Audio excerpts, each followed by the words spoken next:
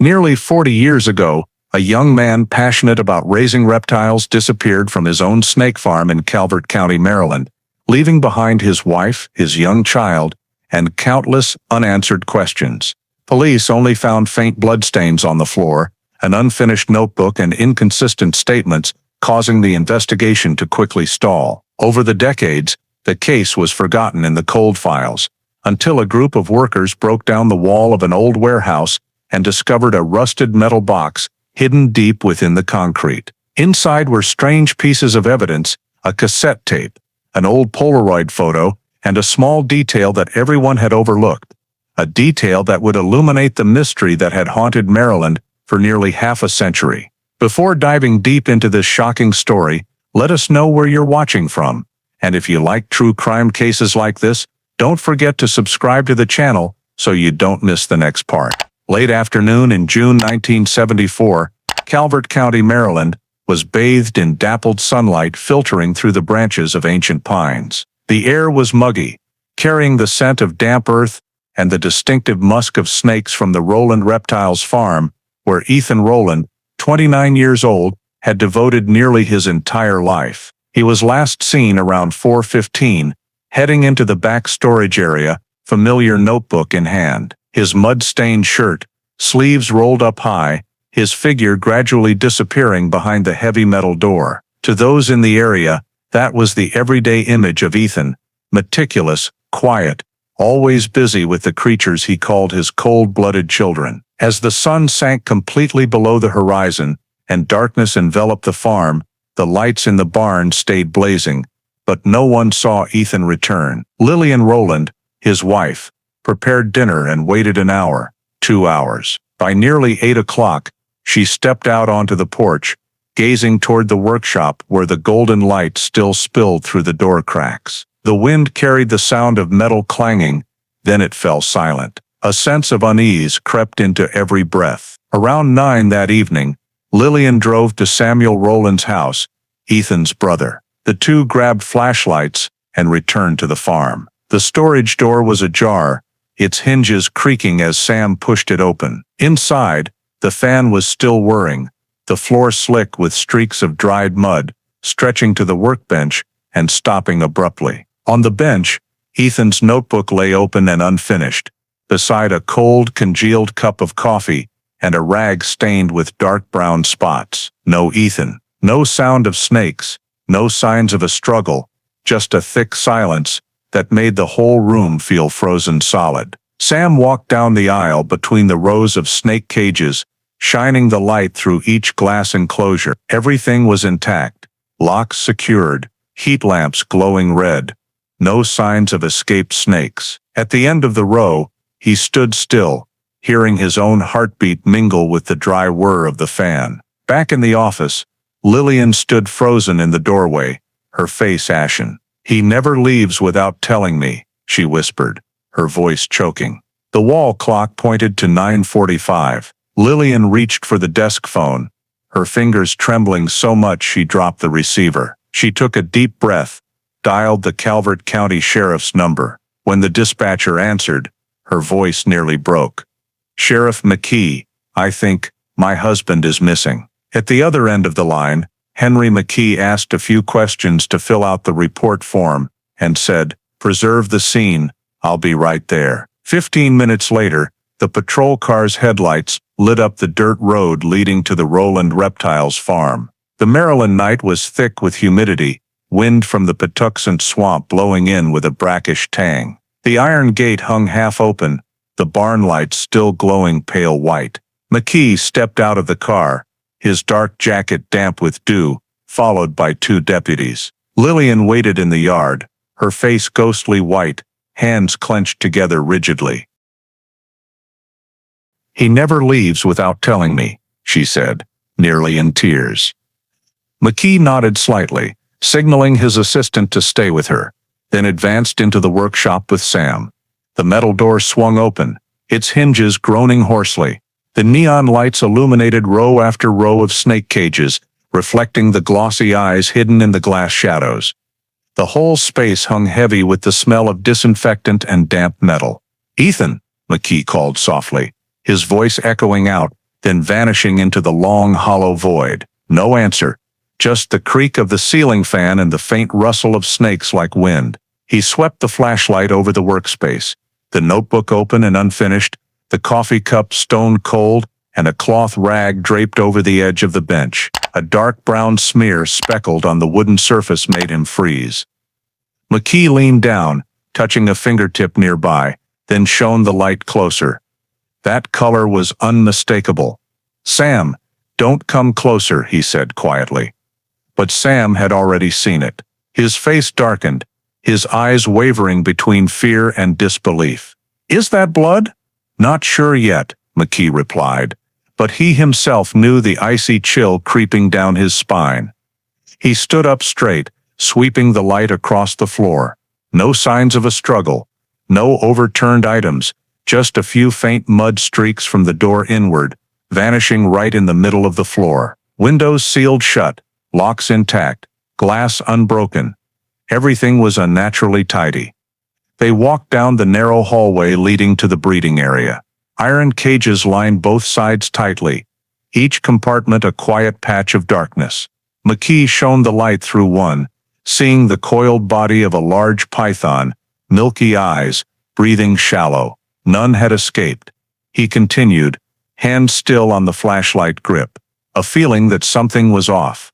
Too quiet, too clean for a place where someone had just vanished. Lillian trailed slowly behind, trembling as she walked. Each of her footsteps on the concrete echoed back from deep within the earth. At the end of the row, McKee stopped.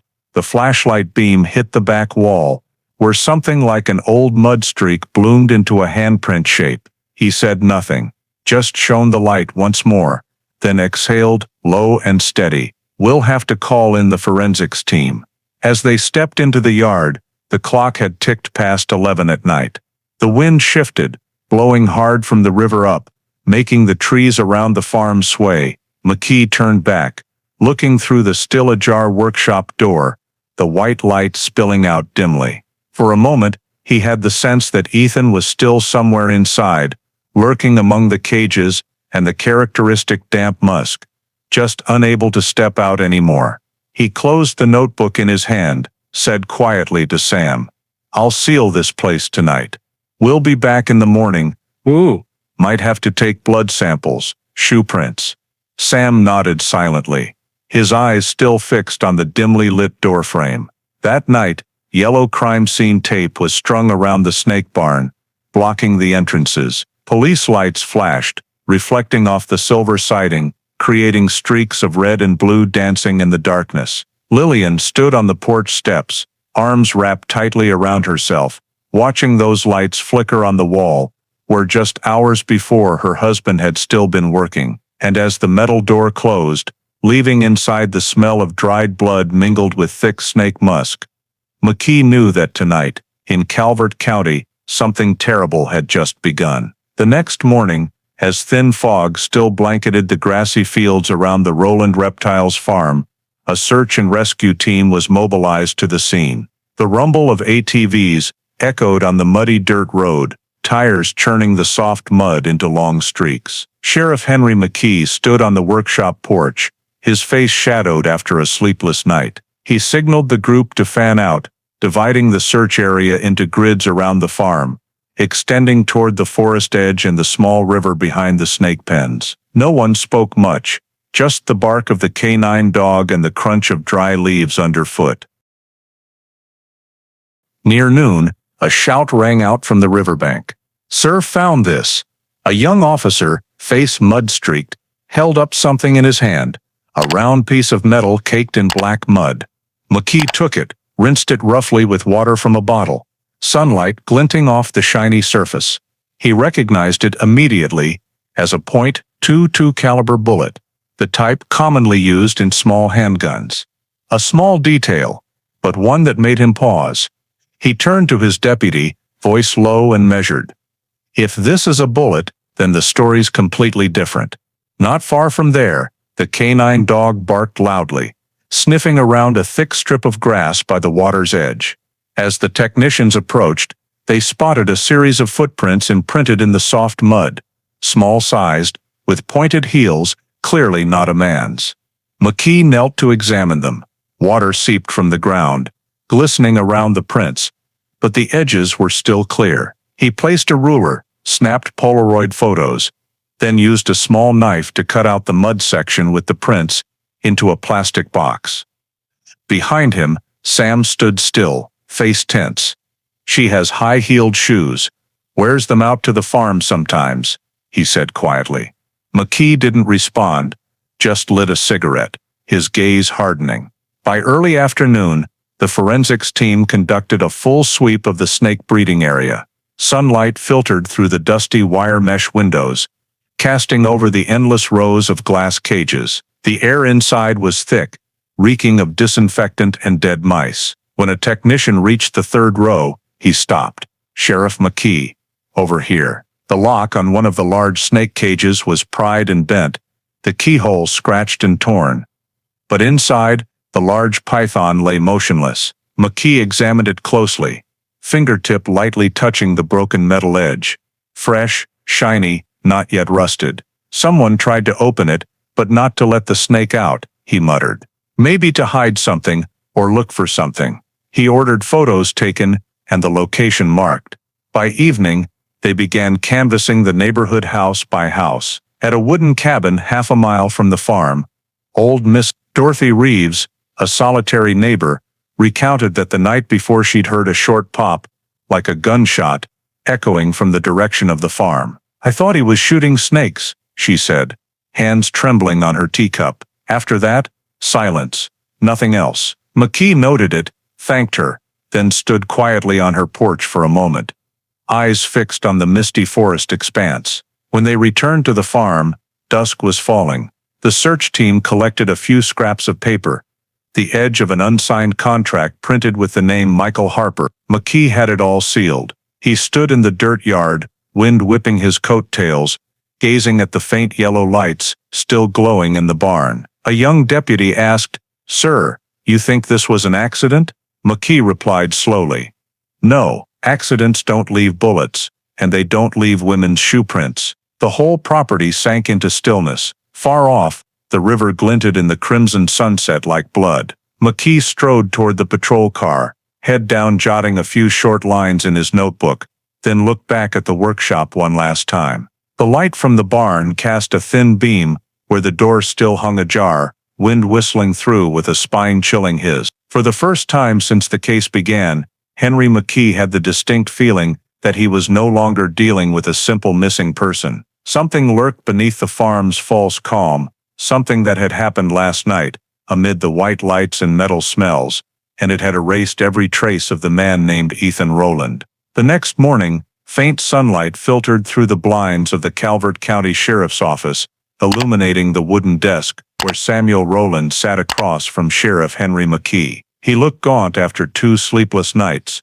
eyes bloodshot, but voice steady. Before he disappeared, Sam said, "Ethan told me someone wanted to buy his breeding snake stock. A contract worth nearly $1 million.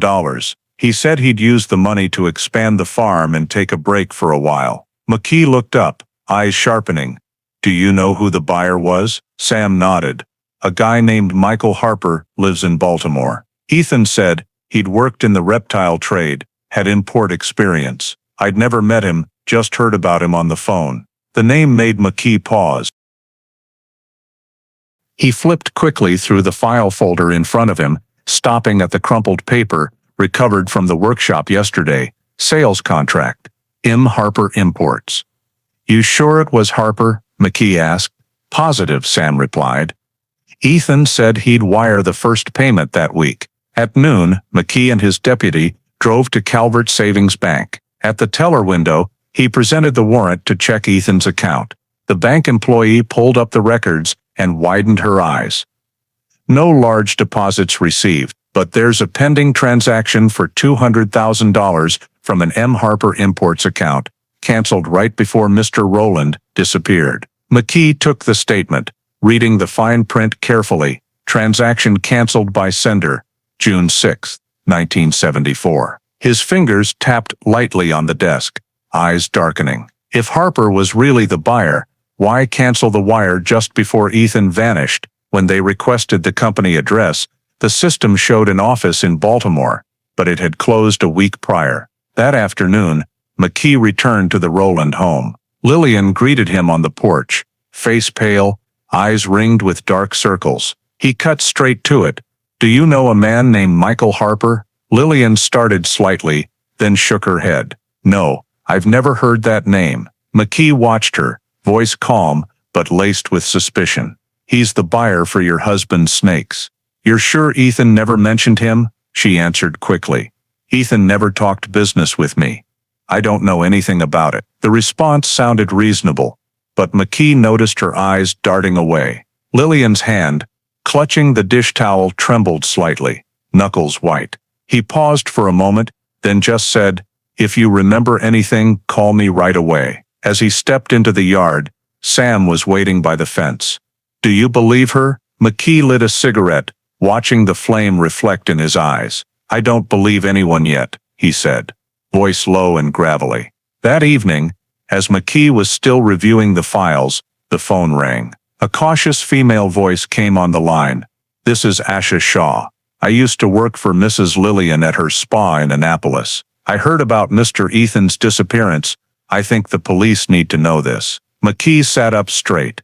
"Go ahead." Asha took a deep breath. "Mrs. Lillian knew a man named Michael Harper. They met at the spa a few months ago. At first he was a client, then closer than usual. I saw them go out to dinner together. After a while, he stopped coming back, and Mrs. Lillian told me never to mention that name again." McKee jotted down every word, feeling the scattered pieces of the case starting to connect. Late that night, McKee and his deputy drove up to Baltimore. The M. Harper Imports office was in an old warehouse district by the harbor. The sign was gone, windows dusty, inside empty. An old security guard said they'd cleared out the week before with a big truck, no forwarding address. As they left, McKee sat in the car, staring out at the empty street, with yellow sodium lights casting a jaundiced glow on the damp walls. "Harper vanished before Ethan died," he said slowly. "Lillian says she doesn't know him, but her employee says otherwise. Money canceled, husband missing. She's hiding something from us." The deputy hesitated. "Sir, you think this is a scam, or murder?" McKee stubbed out his cigarette in the ashtray, voice deep like the wind off Chesapeake Bay. "I think it could be both. And when money and romance show up in the same story, usually all that's left is blood." 2 days after the Baltimore trip, McKee received a thick file from the state police office. The cover read plainly, "Harper, McKeel R. Sedens, W. 1942. Residence, unknown." Inside were a series of black and white photos, rap sheets, and crossed-out old addresses. Harper, 32, had been arrested for possession of minor narcotics in 1971, released on parole after 6 months. Before that, he'd worked at a reptile breeding center in Delaware, the same place that hosted a snake expo Ethan Rowland had attended 4 years earlier. McKee turned the page, staring at the mugshot, a sharp-featured man's face, half smirk, eyes gleaming, like someone who knew he could make anyone believe anything. "A schemer," he murmured, sliding the file toward his deputy. "And he knows reptiles, just like our victim." They sent a request to verify all of Harper's firearms permits. The response came quickly. He owned a Colt .22 handgun, legally registered since 1972. McKee looked from the permit to the photo of the bullet in its sealed envelope. Same caliber, same gun type. A thread connecting pieces, but he knew he was on the right track. He contacted Baltimore PD, requesting a check of their weapons registry. The Colt was missing. Harper had taken it when leaving Maryland. Meanwhile, Lillian Rowland started drawing attention. After the police left, she hired a private attorney from Annapolis who visited for 2 straight days. The lawyer refused to disclose details, only vaguely saying Mrs. Rowland is handling financial paperwork following her husband's disappearance. By week's end, the bank reported Lillian had filed a claim on Ethan's life insurance policy, much earlier than the usual timeline for an undetermined missing person case. McKee heard the news, looked up at the case map pinned to the wall, lips pressing tight. A wife who still believes her husband might come back doesn't file that fast. He decided to summon Lillian for a second interview. She arrived at the station with her lawyer, dressed neatly, face composed but pale. In the interrogation room, McKee watched her through the thin haze of cigarette smoke. His voice light but sharp. "Walk me through it again. The last time you saw your husband on the day he disappeared. What time was it?" Lillian answered without hesitation. "Around 3:30 in the afternoon. I went into town to shop. When I got back, the barn lights were on but he wasn't there." McKee pressed, "Did he mention meeting anyone? Anything about selling snakes or seeing a client?" She shook her head slightly. "No, I've said it before, Ethan never discussed business with me. I just knew he had a few contacts in the reptile world, but I'd never met any of them." The lawyer interjected from beside her. "My client has answered these questions multiple times. If there's no new evidence, I suggest we end it here." McKee fell silent. He didn't need more statements right now. He wanted to observe, and he had the quick blink when selling snakes came up. The slight clench of her hand at the mention of Harper, gestures so small others would miss them, but not the eyes of someone who'd investigated dozens of homicides. He leaned forward, said softly, "You know, sometimes what people hide most isn't the truth, it's the connection."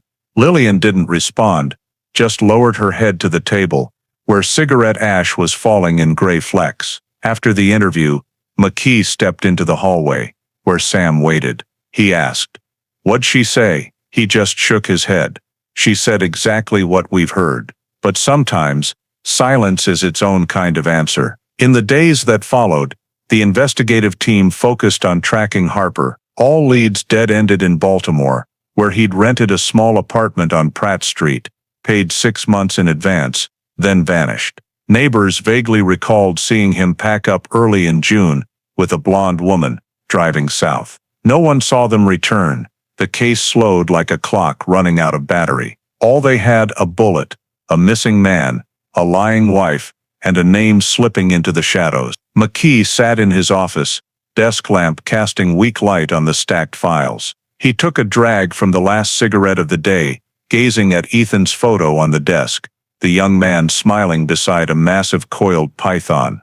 "We're missing something," he said quietly to himself. Then he closed the file, sighed. Not enough evidence to arrest anyone. No body, no witnesses, no weapon.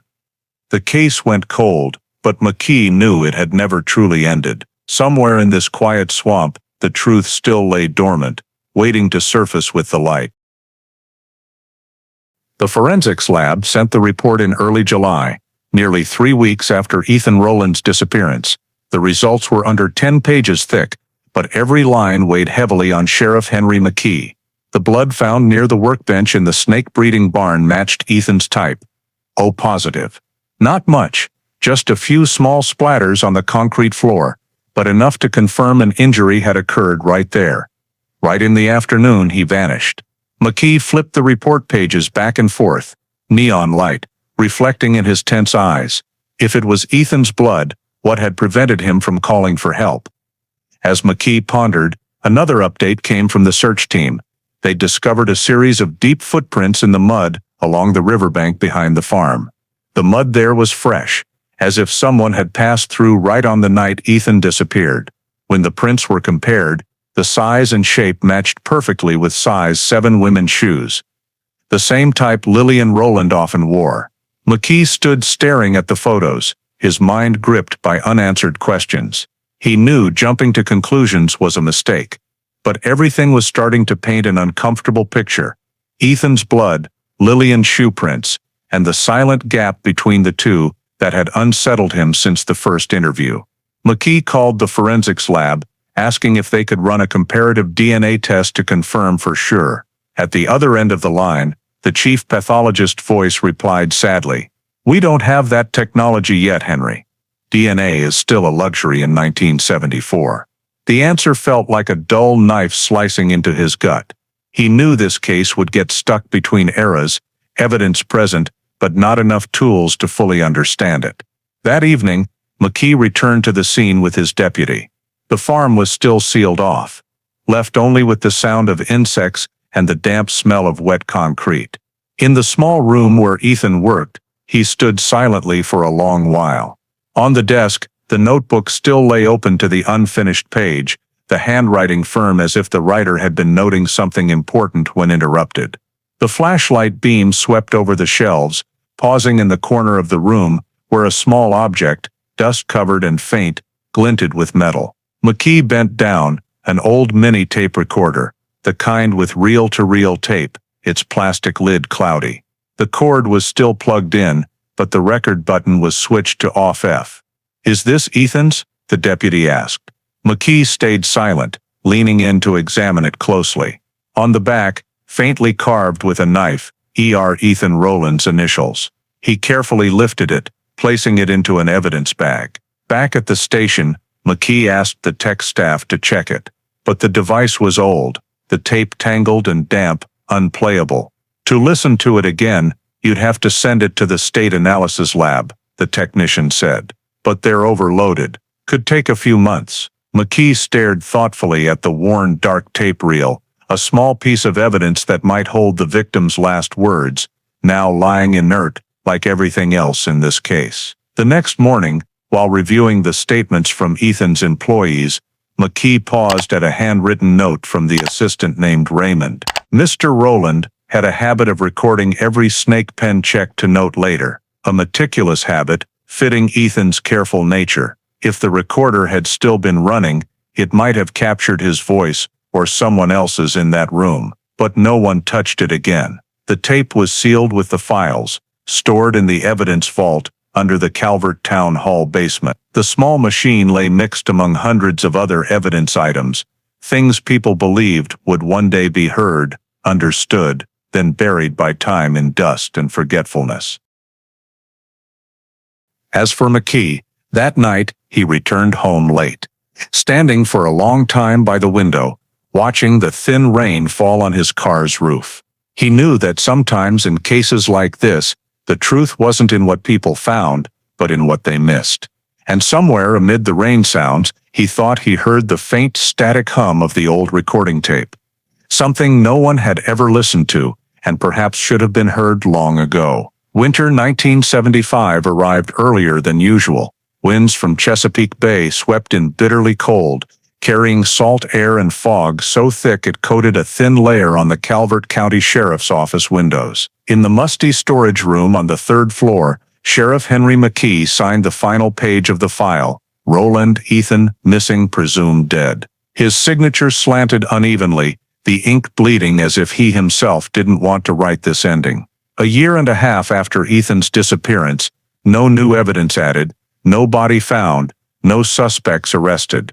The Forensics Bureau had halted blood testing, the final report concluding insufficient basis to determine crime, and so the file was closed, as cold as the room holding it. McKee looked at the thick stack of papers slid into a brown cardboard binder labeled Missing Presumed Dead, December 1975. He kept his hand on the cover for a long moment before pushing it toward the archive clerk. "Be careful with this," he only said, then turned away, feeling as if he'd just put a period on something that had never truly ended. Around the same time, Lillian Rowland completed the paperwork to claim her husband's life insurance payout, $250,000. The process went unusually fast, as the presumed dead filing allowed the insurance company to pay out after 18 months if no trace of the victim surfaced. One January morning, she left Calvert County, driving toward Annapolis. The old house was sold to a young couple. The snake farm, left abandoned, quickly deteriorated, weeds overtaking the paths. Rumors said Lillian planned a new life, opening a small spa near the city center, named Serenity Wellness. In town, some still whispered about the disappearance, but most had stopped caring. Only Samuel Rowland wouldn't accept it. He sent petitions to the police department, requesting the investigation be reopened, stating Ethan would never just vanish, and something definitely happened. McKee read each petition, each scrawled handwritten line, but he knew without new evidence, the missing man's brother could do no more. The complaints were denied, time and again, each stamped red denied before being returned to Sam's mailbox. In spring 1976, Sam met with McKee one last time. In the smoke-filled office, he stood silently for a while before saying, "Have you ever looked into someone's eyes and known they were lying?" McKee looked up into the gaunt face of the man before him. "I've seen that more than I wanted," he replied. "But sometimes we need more than a look to name the truth." Sam said no more, just nodded, and walked out of the room, leaving the wind whistling through the door crack and the rustle of papers in the filing cabinet. The Ethan Rowland case file was moved to the basement storage vault of the station. There, numbered cardboard boxes stacked on each other, musty from moisture seeping through the stone walls. On the box spine, the words Case 74, 143, Rowland, gradually faded over time. Beside it, Ethan's old tape recorder was sealed in an evidence bag, never opened by anyone, never played to hear the tape inside. Months turned to years. McKee aged along with the file he'd carried heavily in his heart. He retired in 1983, handing his desk to someone else, keeping only one photo, Ethan standing in the middle of the farm, gentle smile, and a large python coiled around his shoulders. Each time he looked at the photo, he seemed to hear echoing somewhere in his memory the static hum of the unplayed tape, and the question that never had an answer: who made that young man disappear? In Annapolis, Lillian seemed to forget the past entirely.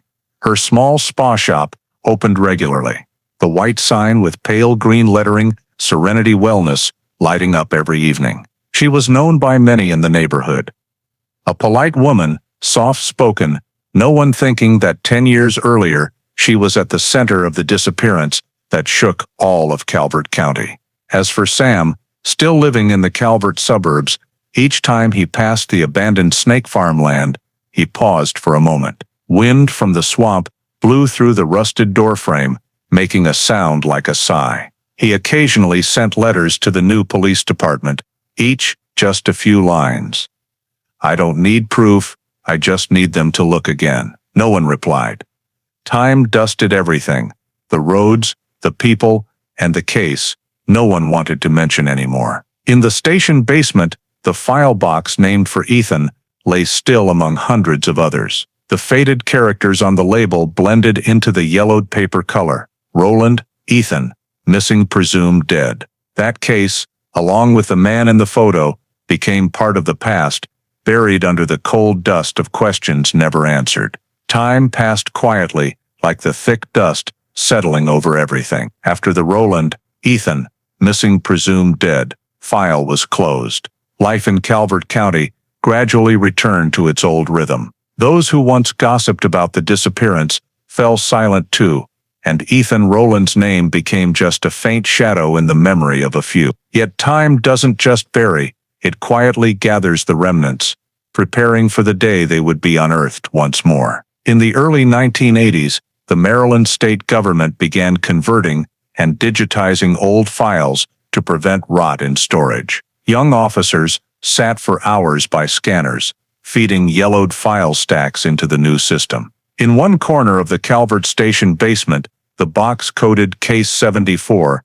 143, was also transferred. Ethan's notebook, the black and white crime scene photos, and the small tape recorder were placed back in a clear plastic box. But the blood sample and mud shoe prints remained in their old sealed bags, unopened by anyone. No one thought they still held value, because at that time, DNA testing was still a luxury only a few major labs could perform. In 1985, another event made hopes for reinvestigation nearly vanish. Frank Rowland, father of Ethan and Sam, was found in his garage in Prince Frederick, dead from a self-inflicted gunshot to the chest. The man who once ran a small business had gradually sunk into debt and alcohol after his son's death. Before ending it, he left a short note: "I have nothing left to lose, not even the belief that Ethan will return." That death was like scissors cutting the fragile thread, connecting the Rowland family to justice. From then on,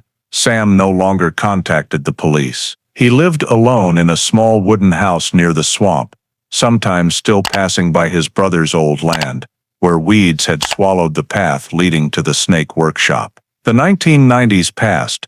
America changed rapidly. Technology advanced. Databases expanded. Police began paying more attention to unsolved cases. In 1997, Maryland officially established the Maryland Cold Case Unit, made up of young investigators versed in digital and forensics. They combed through hundreds of forgotten files, trying to recover every small clue. The Roland, Ethan file was also on the priority list, but when the analysis team opened the box, they found only a few faded papers, blurry photos, and evidence worn by time. No useful samples left to test. The reinvestigation was postponed.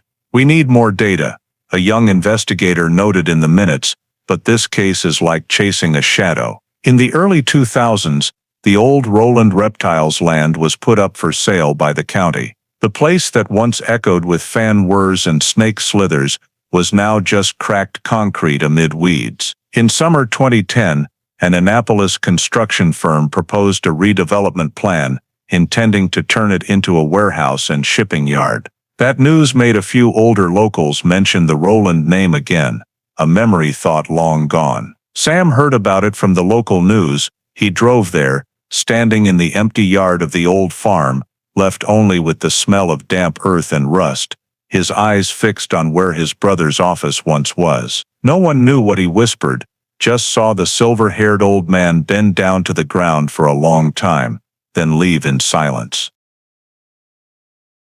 As construction prepared to start, a geological survey team was sent to inspect the old foundations. They noted cracks in the walls, broken pipes, and discolored concrete areas as if impacted mechanically. None of them knew that, beneath that brick and mortar, a secret had lain dormant for nearly 40 years. In October 2011, Calvert County entered an unusually mild autumn. No one expected that during a routine inspection, when workers demolished the back wall of the old warehouse, a small metal object was exposed from the broken concrete. At first they thought it was a scrap of iron or an old tool, until one bent down and recognized the shape of a sealed metal box, faintly engraved on the outside with ERE initials, that only those who once knew Ethan Roland would recognize. News quickly reached the police station. A crime scene tech team was dispatched to recover the strange object. Henry McKee had passed away years earlier, but his successor, Lieutenant Rachel Monroe, of the new cold case unit, was the one who took the call that day. When the box was brought to the examination room, no one on the team knew they just touched the first clue in nearly 4 decades. A clue that would reopen the case Calvert County thought buried forever. October 2011, early morning in Maryland was crisp and cold, white fog blanketing the abandoned land where the Roland Reptiles farm once stood. The sounds of drills, hammers pounding, and metal clanging echoed through the sparse woods. After nearly 40 years of neglect, the old snake workshop was being demolished to make way for new construction, a local company's shipping warehouse. The smell of lime, dust, and cement, mixed with long-aged rust, made the air thick. None of the workers knew anything about this land's past. To them, it was just a rundown building to tear down. At noon, when the drill bored deep into the back wall of the old warehouse, a worker named Jared heard metal hit something hard and strange. He shut off the machine, bent down, brushing away the falling dust. In the dim light, something glinted faintly amid the shattered concrete. Jared tapped a few more times with a small hammer, then stopped when he saw a corner of a rusted metal box. "Hey, there's something here," he called out loudly, voice tinged with curiosity. The group gathered, together prying off chunks of concrete. Minutes later, they pulled out an old rectangular steel box, heavy, covered in dust and reddish-brown rust. On the lid, faintly engraved 2 initials, ER. No one knew what it meant, but when one tried prying with a screwdriver, the lid popped open, revealing inside a dark cloth bag, a few small items carefully wrapped in wax paper, and a musty smell like damp metal wafting out. Jared carefully opened the cloth bag. The group fell dead silent when they saw what lay inside.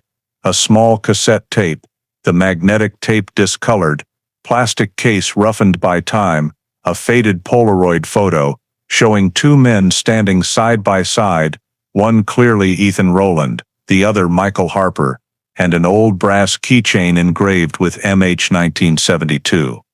No one dared say much, but the atmosphere around them sank.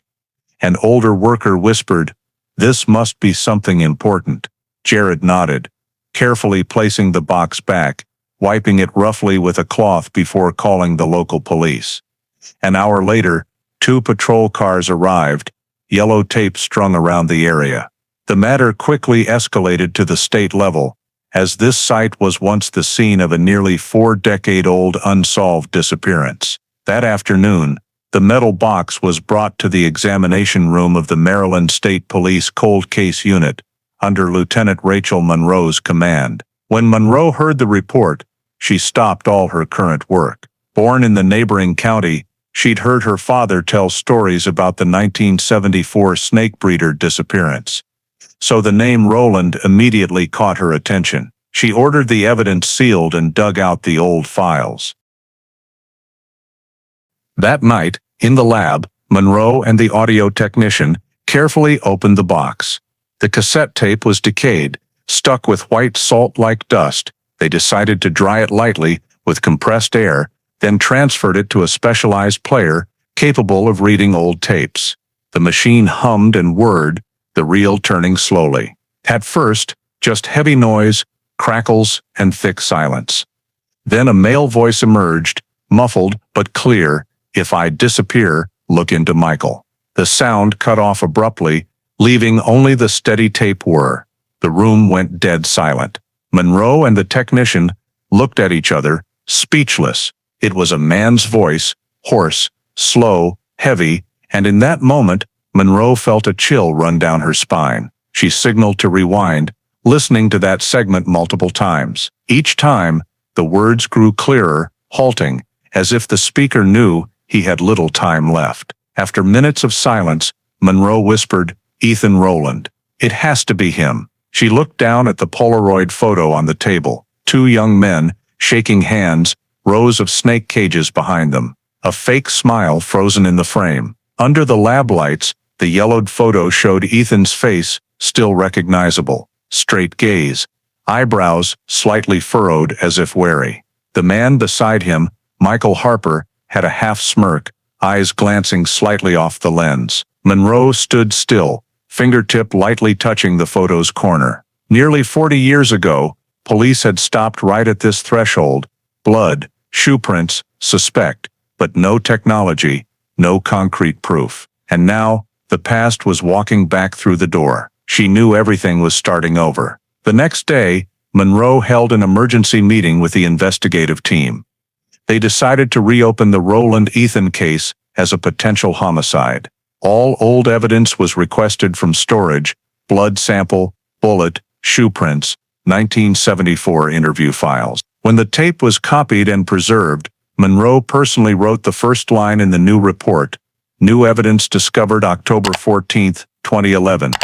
A cassette tape containing the voice believed to be Ethan Rowland's, naming Michael Harper before disappearance. Investigation direction: possibility of premeditated murder." That evening, as she left the room, she glanced back at the metal box lying sealed in its bag on the table. The faint ER engraving on the lid glinted under the fluorescent lights. 40 years ago, Henry McKee had closed this file in despair. Now, someone else would open it, and this time, what hid in the old brick walls couldn't be buried again. As night fell over Calvert County, Lieutenant Rachel Monroe still sat alone in the cold case unit's office. Before her was a thick stack of files, yellowed paper and black and white photos faded by time. The faint writing on the cover was still legible: Case 74, 143. Rowland, Ethan. She flipped through the pages, seeing notes in the handwriting of long-ago Sheriff Henry McKee,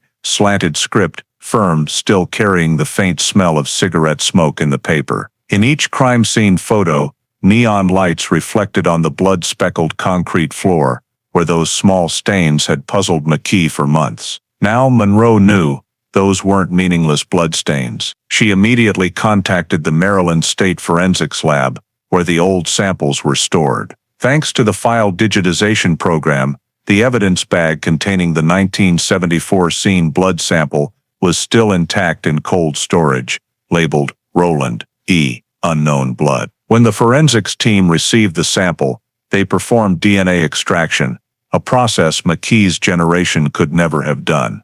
The results came back in just a week. The DNA sequence matched perfectly with the genetic sample on file from Grace Rowland, Ethan's mother. The report stated clearly, 99.8% match probability. Blood sample at scene belongs to victim Ethan Rowland. Monroe placed the result sheet on the desk, sitting in silence for a long time. The question hanging for 40 years finally had an answer. Ethan didn't leave, didn't run away. He'd bled in his own workplace, and someone had tried to make it look like he'd vanished. She continued reviewing the second piece of evidence, the .22 bullet recovered from the mud near the workshop.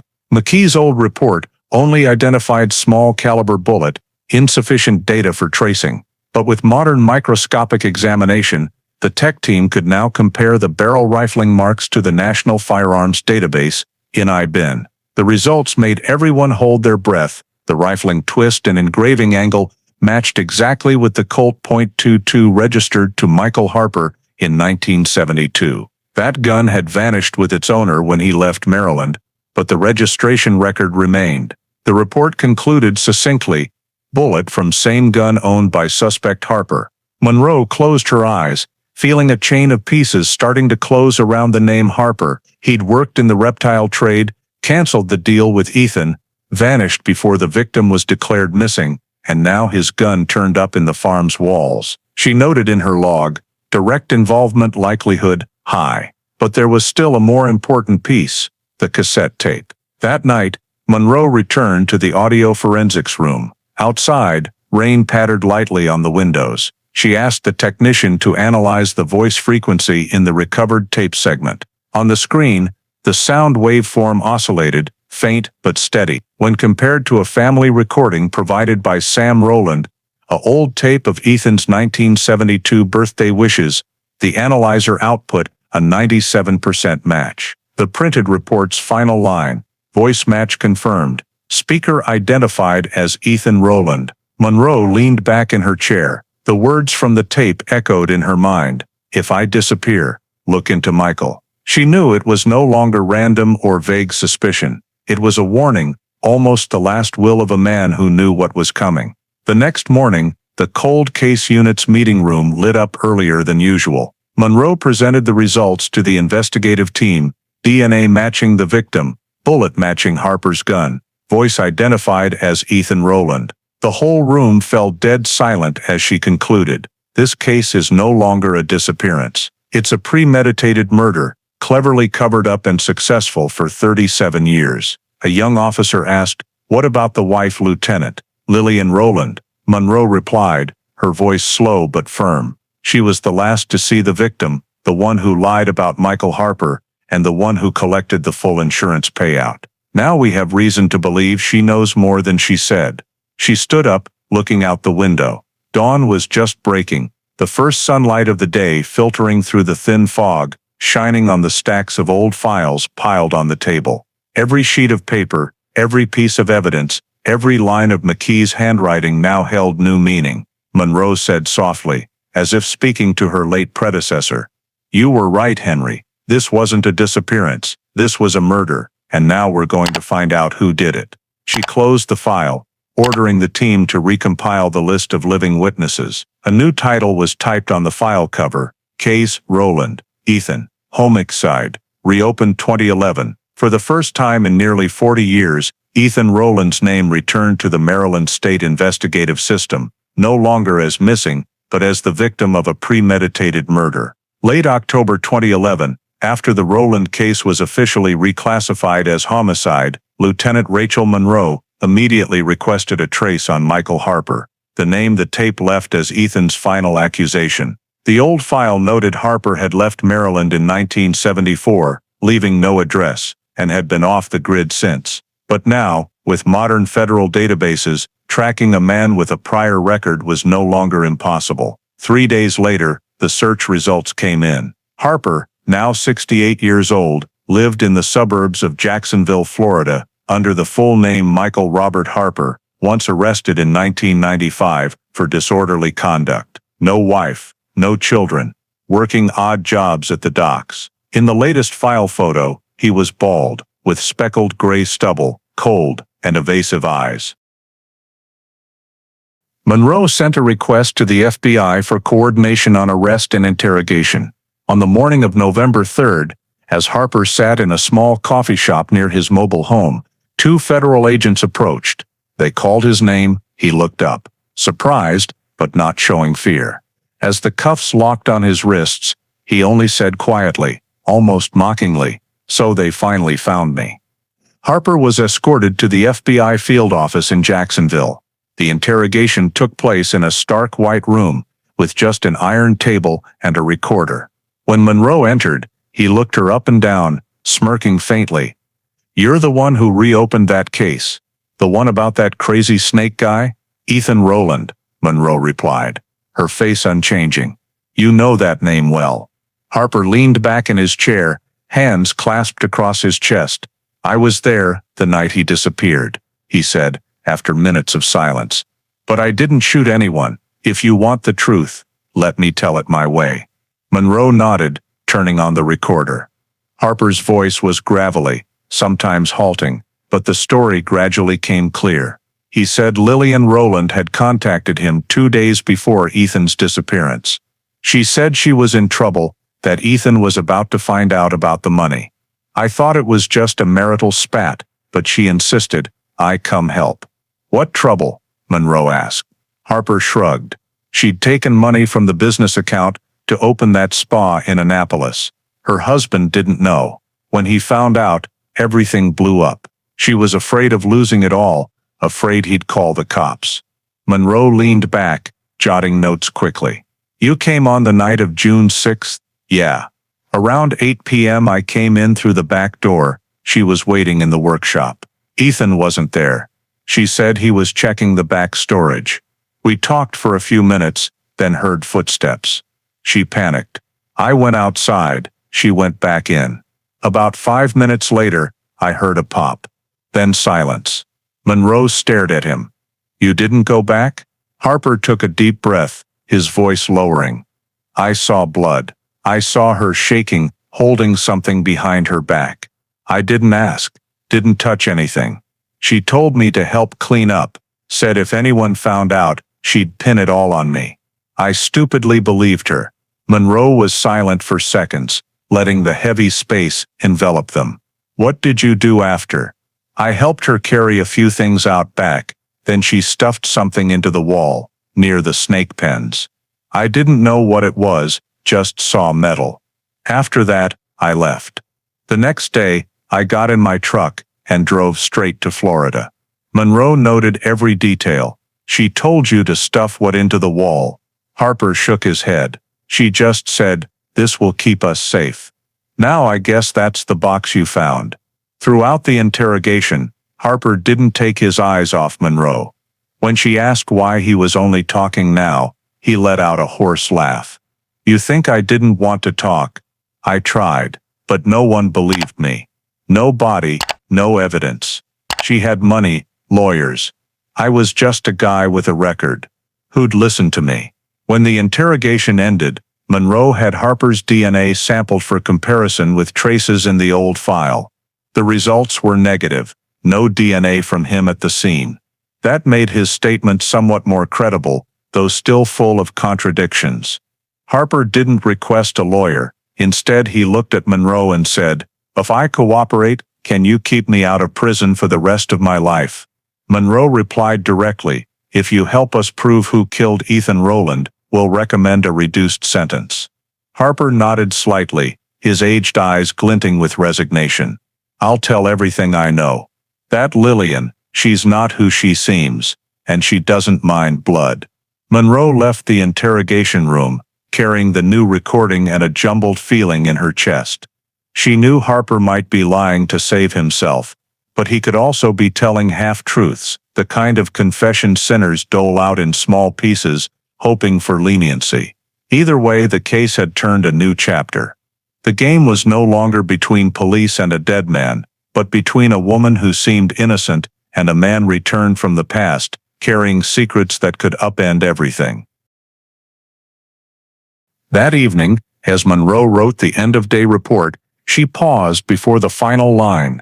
Michael Harper confirms presence at scene on night of June 6, 1974. Asserts Lillian Rowland summoned him. Agrees to cooperate in exchange for reduced sentence. The desk lamp cast a dim light on the old photo of Ethan and Harper placed beside it.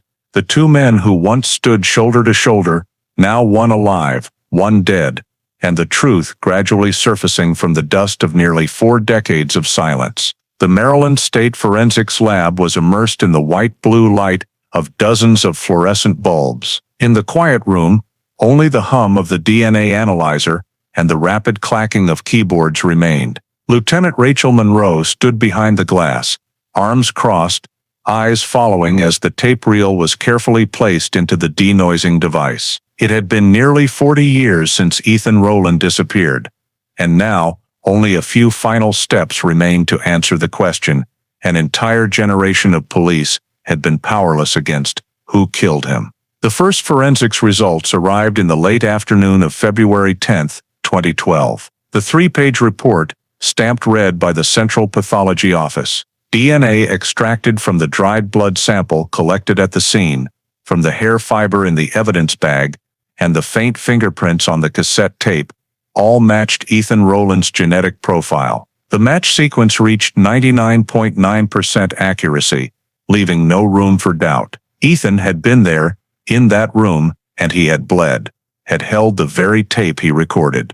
Monroe sat silently, rereading every line. On the final page, the examiner noted, all remaining samples belonged to the victim. No DNA traces of suspect Harper detected. This confirmed Michael Harper's statement. He was there that night, but not the one who pulled the trigger. If not him, then only one other person had been in the barn that night, Lillian Rowland. Monroe knew DNA results alone weren't enough. They needed one more link, something proving not only that Ethan was killed there, but who was with him in his final moments, and the answer lay in the cassette tape. The audio tech team used modern frequency separation technology, peeling away each layer of noise from the recording under a minute long. When the sound waveform appeared on the screen, everyone held their breath. At first, still the characteristic static hum, then Ethan's voice emerged, hoarse and slow. If I disappear, look into Michael.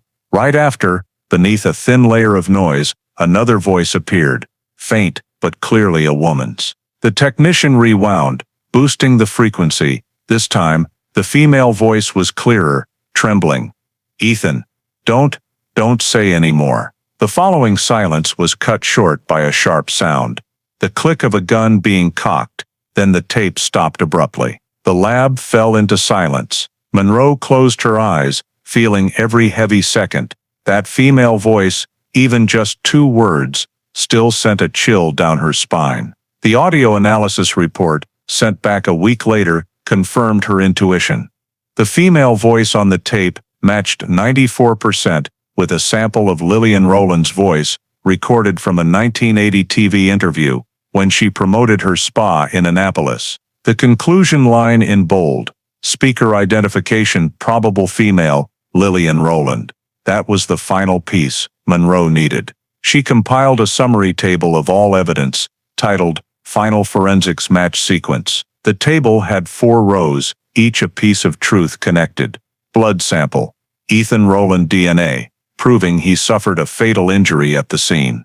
.22 bullet, matches Michael Harper's gun, but no DNA or fingerprints from him. Cassette tape, contains Ethan's voice, and Lillian's female voice. Harper witness statement, confirms Lillian's presence, requested he come help clean up after hearing the gunshot. When the final lines were printed, Monroe knew the case was sealed. No more doubts, no more gaps. A woman had killed her husband for money and fear, then staged a disappearance that lasted nearly 4 decades.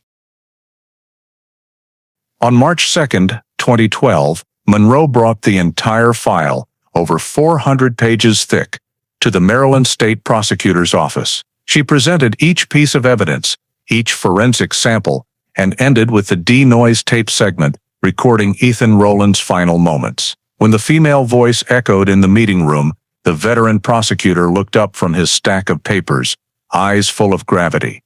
"That's enough. Issue the indictment." On the morning of March 6, an arrest warrant for Lillian Rowland was issued. At the top of the document, in bold red capital letters, State of Maryland versus Lillian Rowland. First-degree murder. That afternoon, Monroe and 2 other officers arrived in Annapolis. The Serenity Wellness Shop was still open, cream-colored walls, soft golden light spilling out, the faint scent of essential oils in the air. As they entered, Lillian was talking to a client, silver hair neatly curled, a light smile on her lips. She turned, her eyes freezing when she saw the badge in Monroe's hand. No one spoke for seconds. Monroe read clearly, word for word, "Mrs. Lillian Rowland. You are under arrest for first-degree murder in connection with the death of your husband, Ethan Rowland." Lillian didn't react violently. She just stepped back, her hands trembling as the cuffs tightened on her wrists. "I thought it was buried," she whispered. Monroe looked straight into her eyes, voice cold. "Nothing stays buried forever, Mrs. Rowland. It's just a matter of knowing where to dig." As the police car left the small Annapolis street, the afternoon sun cast red light on the windows, reflecting the silhouette of the woman once called the model widow. In the back seat, Lillian sat silent, eyes down at her bound wrists, where the cold metal cut into her skin, as cold as that day in 1974, when she fired the gun in the room where Ethan Rowland stood, and left behind a secret that time seemed to have buried forever. On the afternoon of March 6, 2012, the sky over Annapolis was overcast gray, wind from Chesapeake Bay blowing cold as if heralding what was coming. On Main Street, customers came and went from Serenity Wellness as usual, unaware that just a few blocks away, 2 unmarked police cars waited for the signal. At exactly 3:20 p.m., Lieutenant Rachel Monroe received the go-ahead on her radio. Warrant executed. 3 plainclothes officers moved quickly through the glass door, badges flashing red. Inside, the faint scent of lavender essential oil wafted, Lillian Rowland directing an employee to tidy a treatment room. As she turned, the command rang out crisply. "Mrs. Lillian Rowland, you are under arrest for first-degree murder." Everything happened in seconds. She froze, eyes stunned as if not understanding. A cold steel cuff clicked softly around her wrist. A client in the next treatment room gasped in shock. Lillian turned to Monroe, voice hoarse and trembling. "You're mistaken. I don't know where that box came from." Monroe didn't respond, just pulled out the arrest warrant, reading it aloud word for word, voice even and decisive. As they led her outside, passers-by stopped, staring.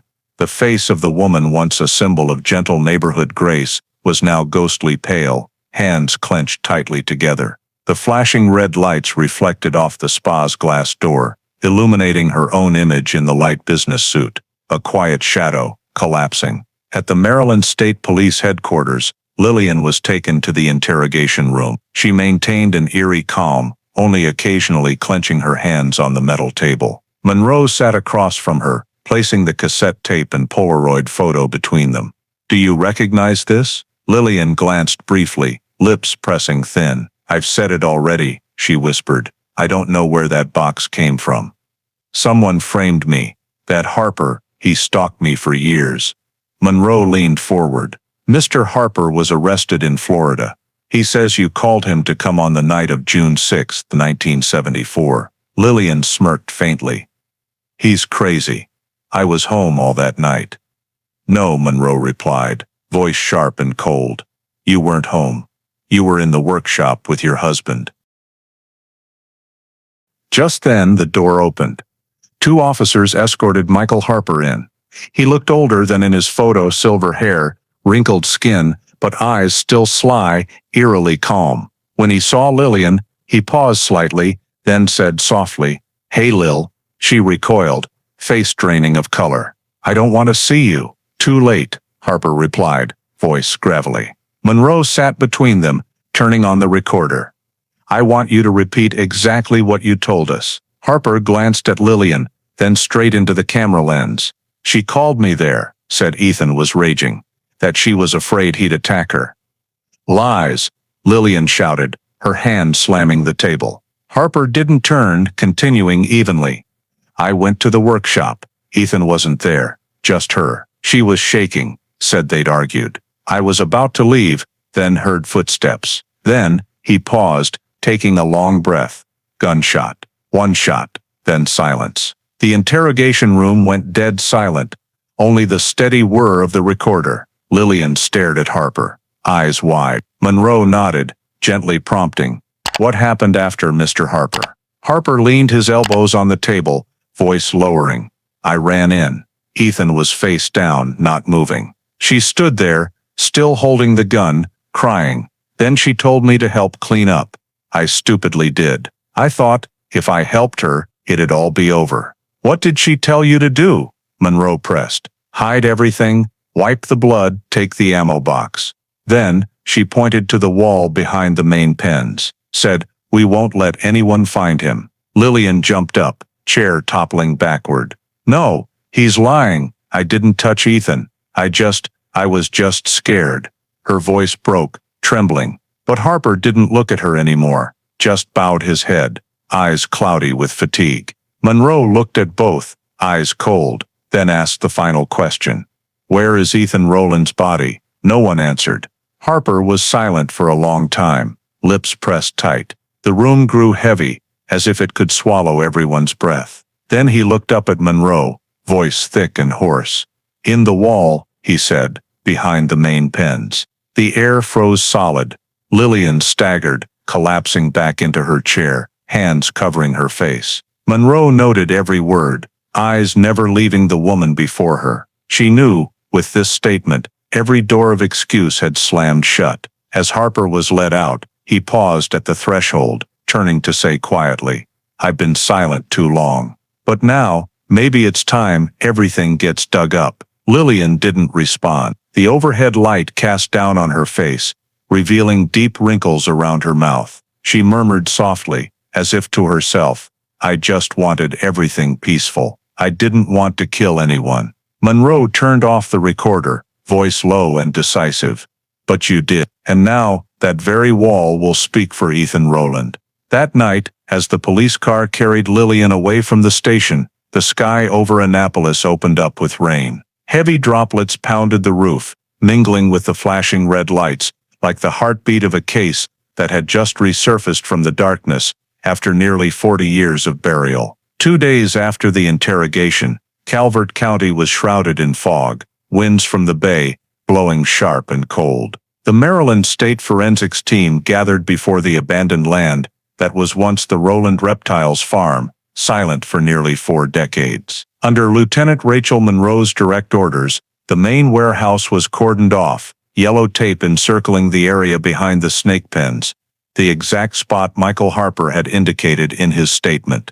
Weeds blanketed the ground, concrete cracked and stained, brick walls soaked with greenish-gray moss. As the drill began its low roar, cement dust billowed thickly, the musty rot mingling with ancient earth scent making everyone hold their breath. Technicians used small knives to peel away layers of brick and mortar hardened like stone. The sledgehammer's dry thuds echoed in the gloomy morning. Monroe stood outside, arms crossed, eyes fixed on the old wall. After more than an hour, a worker froze, calling softly, Stop, there's something here.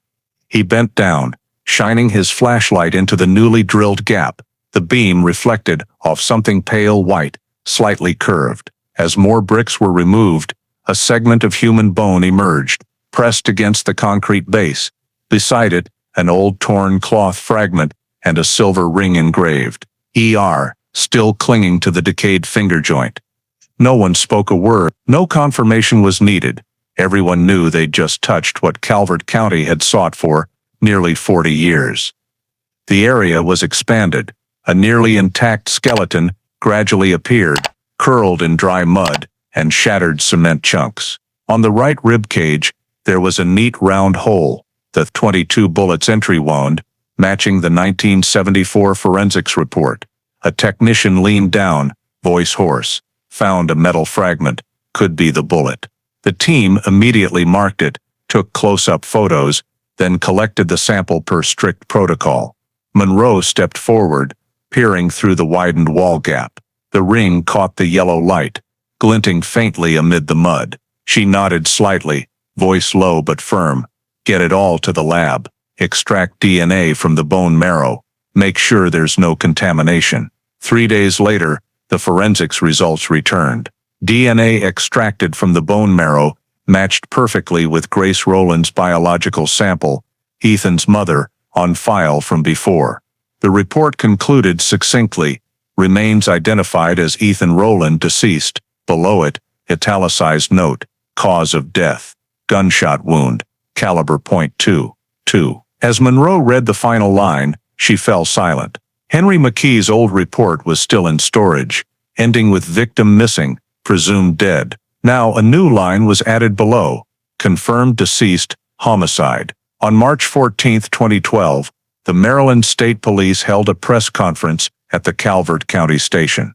Behind the podium, a large board displayed excavation scene photos, the gaping wall section, evidence box, ER ring, and an old frame of Ethan. The spokesperson's voice rang steady. The Rowland-Ethan case, missing since 1974, is now determined to be murder with concealment, solved after 38 years. Reporters scribbled notes, flashes popping. Questions flew, but Monroe only said briefly, "Justice sometimes comes late, but it never loses the trail." Today we bring Ethan Rowland back to the truth. That afternoon, at the excavation site, light rain fell. The forensics team packed up the remaining bricks, tarping the dig pit. Monroe stood alone by the old wall, gazing down at the wet mud streaks, still imprinted with shovel marks. She knew she'd just closed a chapter her predecessors had opened. Across the way, the empty fields lay still, only the wind whistling through the pine rows, like the belated whisper of the man who vanished with that summer's darkness, now finally found. April 2012, Maryland's spring gradually arrived, but the air in the cold case unit office remained thick with tension. Lieutenant Rachel Monroe nearly lived among the stacks of files for weeks. Every piece, now fit. DNA match. .22 bullet matching the gun barrel. Tape recording the victims and wife's voices. Harper's witness statement, and the remains found behind the old wall. But before handing the case to court, Monroe knew they needed one final element, motive, and someone to confirm it. One late April afternoon, as Monroe reviewed the Rowland Reptiles Company financial records, the desk phone rang. A woman's voice came through softly but clearly. "My name is Asha Shaw. I used to work for Mrs. Lillian in Annapolis. I think there's something you should hear." The next day, Asha arrived at the station. She was a middle-aged woman, small-framed, voice hesitant.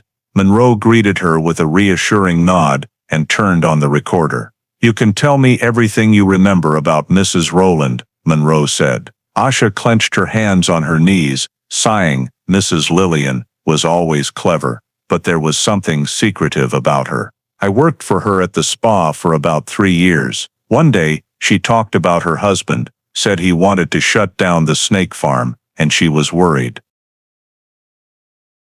Monroe asked, "Worried about what?" Asha looked down. "Money. She said she'd use some from the business account to open the spa without telling him. When I told her she should come clean, she just smiled and said, 'If he finds out, I lose everything.'" That statement made Monroe sit up straight. "Did she ever say or do anything more specific?" Asha nodded, voice trembling. "Yes.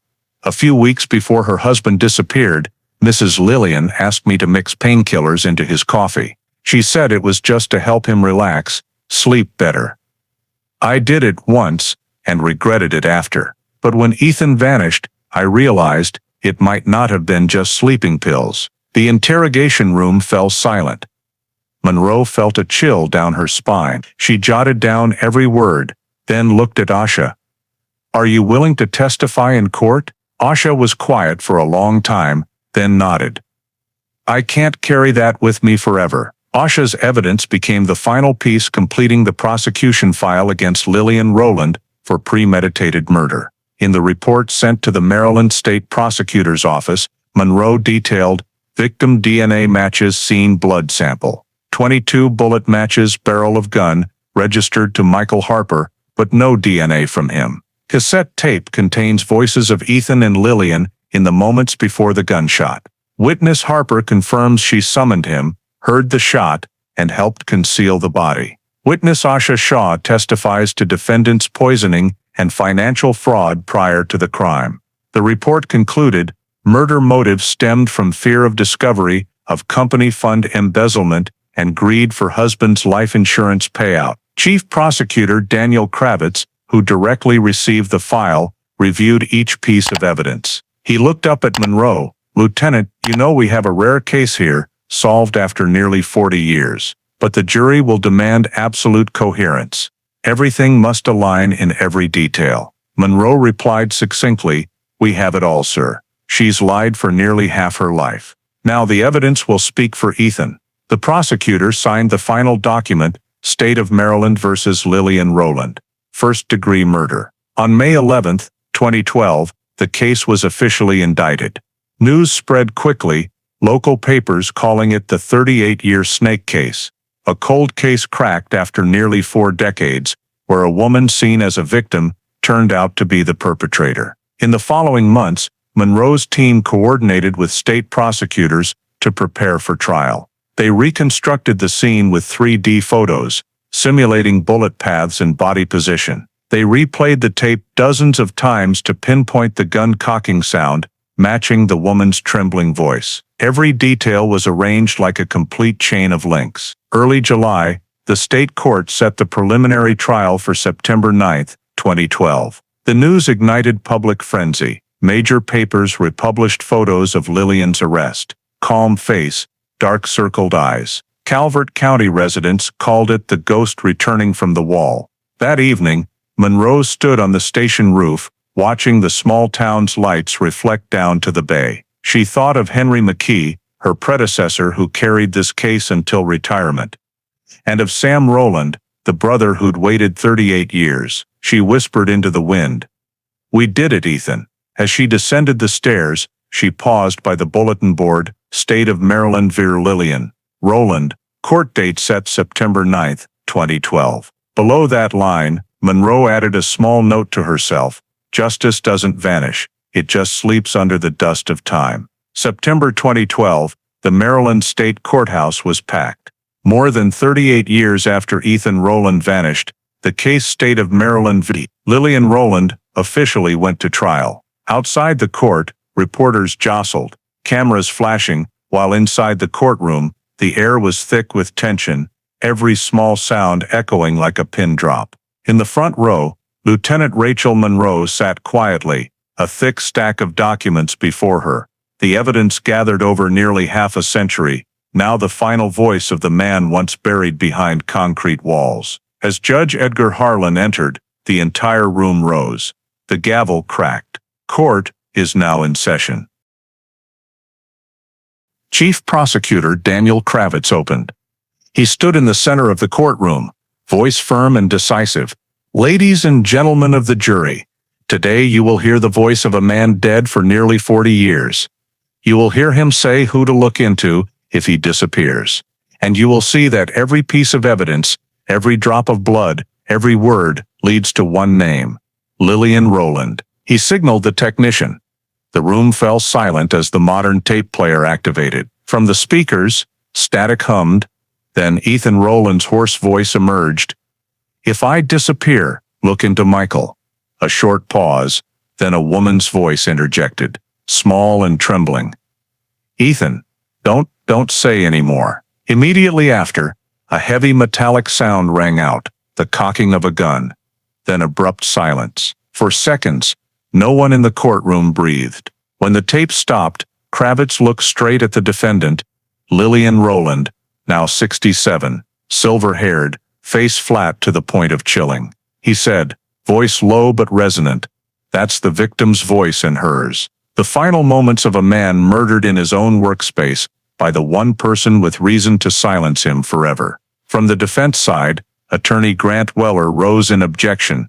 An old, unclear recording, sounds could be distorted, doesn't prove timing or meaning. Kravitz replied succinctly, "We'll show you that science confirms it all." The trial proceeded with the first witness, Michael Harper. He was escorted to the stand, hands still trembling slightly, voice gravelly after years. The courtroom lights illuminated his wrinkled face, tired eyes. Kravitz asked, "Mr. Harper, tell the court where you were on the night of June 6, 1974. Harper breathed deeply. "I was in Ethan Rowland's snake workshop. Mrs. Lillian called me there," she said.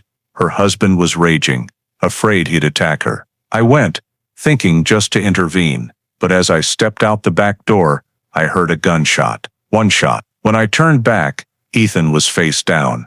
She held the gun, hands shaking. Then she told me to help clean up." "How did you clean up?" Harper looked down, voice choking. "She told me to carry things out back, then pointed to the wall, said, 'No one will find him there.'" The courtroom went dead silent. Kravitz let the pause linger, then said, "Thank you, Mr. Harper." On cross-examination, Attorney Weller approached with a faint smile. "Mr. Harper, you were arrested for drug possession, correct?" "Yes." "You had a personal relationship with the defendant?" "Yes. So we can't rule out that you're lying for a reduced sentence." Harper closed his eyes, replying slowly, "I've been silent 40 years. Now I just say what I saw." As he left the stand, a few in the room bowed their heads, while Monroe clenched her fists on the chair arms. Next came the forensics expert. They presented the DNA results chart, projected large on screen, blood sample, bones, fingerprints, all matching Ethan Rowland. The .22 bullet found in the rib cage matched Harper's gun perfectly, the gun that, per testimony, Lillian had taken from his cabinet to scare her husband. Prosecution added, women's shoe prints by the river in 1974 matched Lillian's size. Bank records showed she collected the full insurance payout just 18 months after the disappearance. And Asha Shaw's testimony, confirming the defendant once asked her to mix painkillers into her husband's coffee. Kravitz ended his presentation with a slow, firm voice.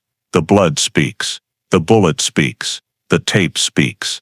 All say the same. Ethan Rowland died at the hands of the one he trusted most." For the defense, Grant Weller rose, adjusting his glasses, stepping to the center. "Ladies and gentlemen of the jury," he said, "no one saw Lillian Rowland pull the trigger. No one saw her kill her husband. We're talking about a case from nearly 40 years ago, based on faded memories, a felon's testimony, and a damaged tape. She may have been wrong, may have covered up, but that doesn't make her a murderer." He turned to look at Lillian, voice lowering. "Why? She was a young woman. Abused, terrified, pushed to the brink. Who among us can say we wouldn't make mistakes in that situation?" Prosecution raised no objection, letting him finish. As Weller sat, Kravitz slowly approached the podium, looking straight at the jury. "Ladies and gentlemen," he said, "defense counsel is right. No one saw Lillian Rowland fire the gun. But there was another witness who did see. A witness who can't lie, can't be bought." He turned back, pointing to the screen, showing the old wall with pried bricks. That wall itself. It spoke. And it said, "Ethan Rowland never left there." The words echoed in the hushed room. Lillian sat motionless, hands gripped tight, lips quivering. In the public gallery, Sam Rowland, Ethan's brother, bowed his head slightly, eyes wet, as the judge's gavel sounded recess for jury deliberation. Monroe looked around the room, faces weary but charged with emotion. She knew, whatever the verdict, the truth had been spoken, by blood, by time, and by the very wall that held it for nearly 4 decades. On the morning of September 14, 2012, the trial entered its final phase. After 2 weeks of arguments and 40 years of waiting, the case State of Maryland, Lillian Rowland, reached its conclusion. The courtroom fell dead silent, as Judge Edgar Harlan handed the file to the jury. "You have 6 hours to deliberate and render a verdict," he said. "Justice has been buried long enough. Now, it needs answers." The deliberation room door closed. Outside, spectators sat quietly. Lieutenant Rachel Monroe stood by the hallway window, holding a cold coffee cup, eyes on the clear autumn sky. Below in the courtyard, maple rose turned deep red. Each falling leaf reminded her of the years the case lay forgotten, dormant in the musty archives. Inside the courtroom, Lillian Rowland sat motionless at the defense table. On her wrists, the handcuff marks had faded to faint purple bruises. Her once elegant face was sallow, eyes sunken, no longer the sharp gaze of the woman who'd run a upscale Annapolis spa. Beside her, attorney Grant Weller whispered something, but she didn't respond. In the public seats, Sam Rowland sat ramrod straight, hands clenched around an old photo of the brothers at the snake farm years ago. The 6 hours dragged heavy and slow, as if time itself awaited release. When the jury returned, chairs scraped softly, and everyone rose. Judge Harlan asked, "Have you reached a verdict?" The jury foreman nodded, voice grave. "Your Honor, we have reached a verdict." The room's air froze. Lillian bowed her head, eyes squeezed shut. Sam held his breath. Monroe stood behind prosecution, hands clasped across her chest. The foreman's voice rang steady, each word cutting the air like a blade.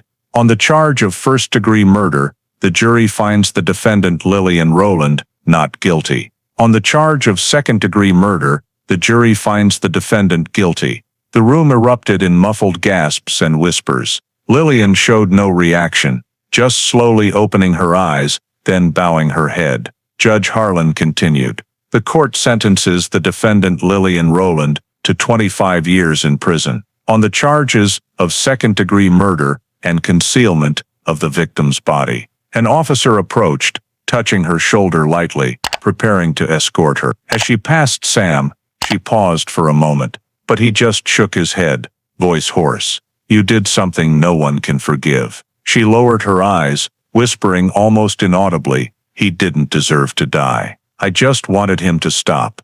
Right after, the court moved to sentencing Michael Harper, who was tried separately in the same case on charges of accomplice and concealment of evidence. Based on his frank testimony and cooperation with investigators, the court sentenced him to 20 years, with 10 years suspended, if he continued to assist the prosecution. Upon hearing the verdict, Harper nodded slightly, eyes weary, saying quietly, "Finally, he's at peace." Prosecutor Kravitz turned to Monroe, a faint smile appearing on his usually stern face. He said softly, "You did what an entire generation before couldn't." Monroe replied quietly, "Not just me, but them, all those who never forgot Ethan Rowland." That afternoon, in a brief press conference on the courthouse steps, Monroe stood before dozens of reporters. Late sunlight glinted off the shining badge on her jacket. Her voice was low but clear, ringing steadily through the microphone. Today, Maryland closes one of its oldest and most complex cases. Ethan Rowland's remains have been found. The one responsible for his death has been brought to justice. The state's coldest case has finally spoken. Behind her, boards reading "Solved after 38 years" were set up.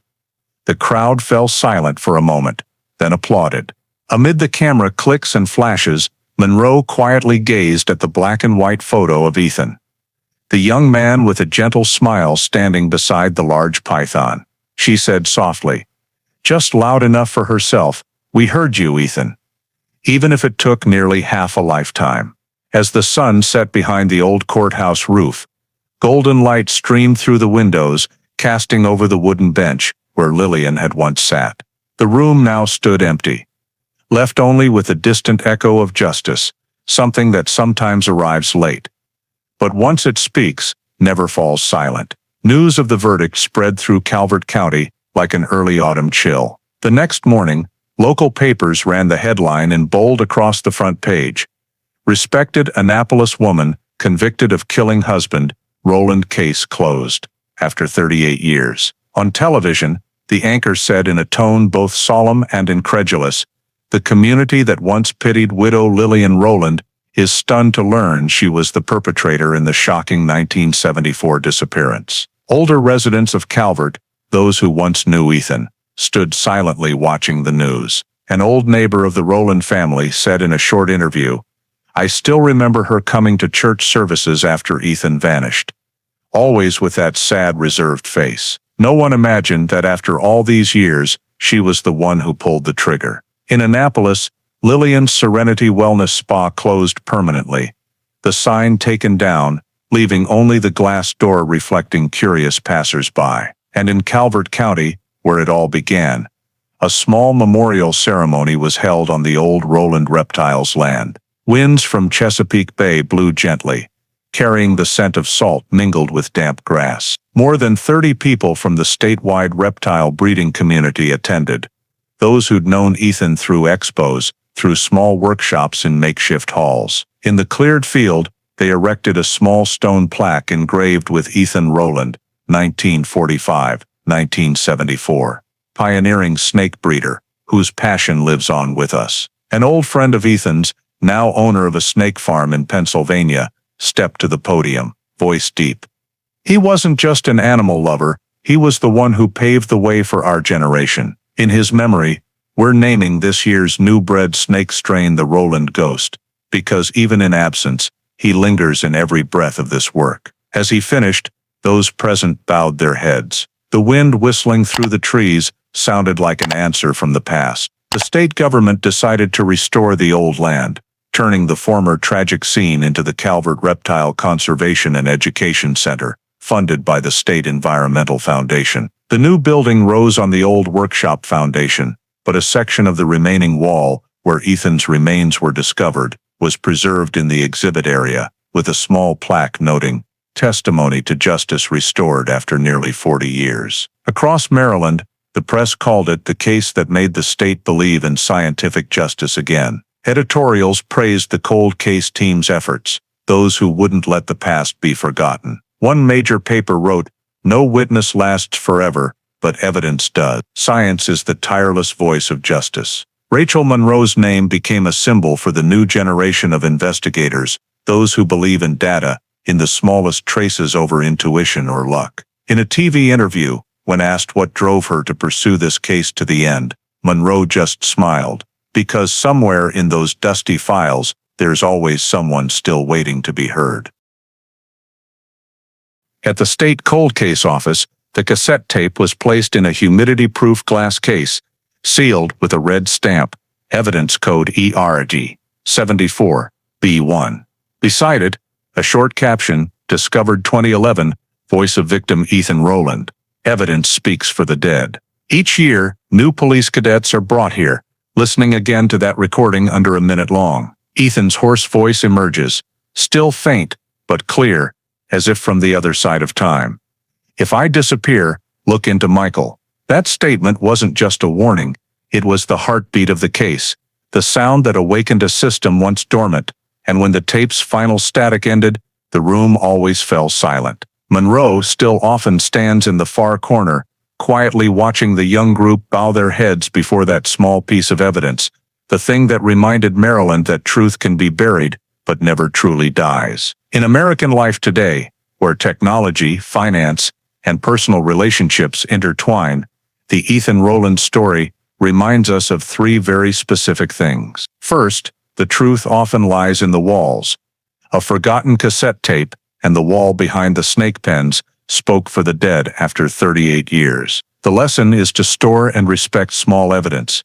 Emails, legal recordings, journals, receipts, the tapes of the digital age that can save you in financial disputes or emotional abuse. Second, financial transparency in families is an ethical and legal safeguard.